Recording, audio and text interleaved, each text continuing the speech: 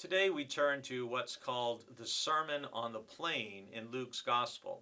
Now, this is Luke's version of what Matthew calls the Sermon on the Mount. And while there are a few parallels, they're also noticeably different. Matthew's Sermon on the Mount is long. It comprises 3 full chapters of Matthew's Gospel, chapters 5, 6, and 7. And Luke's is on the plain, not on a mountain, and it's much briefer. But he includes some of what comes from the Sermon on the Mount. We're looking just at verses 20 to 26 in Luke chapter 6. And it begins with Jesus. It says, "Then he looked up at his disciples and said, 'Blessed are you who are poor, for yours is the kingdom of God.'" And this is referring back to something we see in Psalm 12 and verses 5 and 6. And Jesus goes on to have, there's 4 statements of blessing, followed by 4 woes. And that part, verses 24 to 26, is unique to Luke's gospel. We don't find this in any of the other gospels. And I want to focus on that because it is unique. The woes come, basically Jesus is saying, woe to you if you trust this for blessing in your life.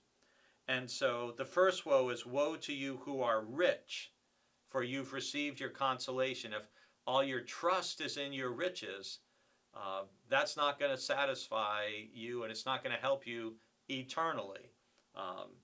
You're not going to find eternal blessing in that. Woe to you who are full now, for you will be hungry. And again, if you trust in yourself to provide for all your own needs. Woe to you who are laughing now, for you will mourn and weep. And again, this idea of, well, I'm full, I'm happy, I'm content, I don't need anyone or anything else. I don't need God. And then the final woe is, woe to you when all speak well of you, for this is what their ancestors did to the false prophets. And this is a matter of, are you trusting your own reputation and trying to lift up your own reputation rather than trusting God? So Jesus contrasts the blessings for those who are hungry, who weep when people hate you. If you're poor, Jesus is saying there's a blessing for you in the kingdom of God.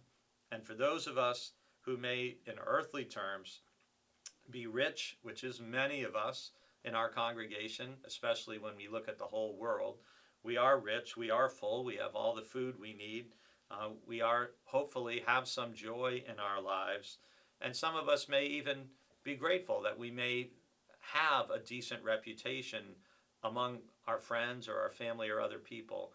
But the point is, we don't trust those things. We don't trust those for our eternity. We don't trust those for blessing. These are gifts, and we can use them for kingdom purposes. So the blessings and the woes, a unique aspect of Luke's gospel that again encourage us to be good news to the poor.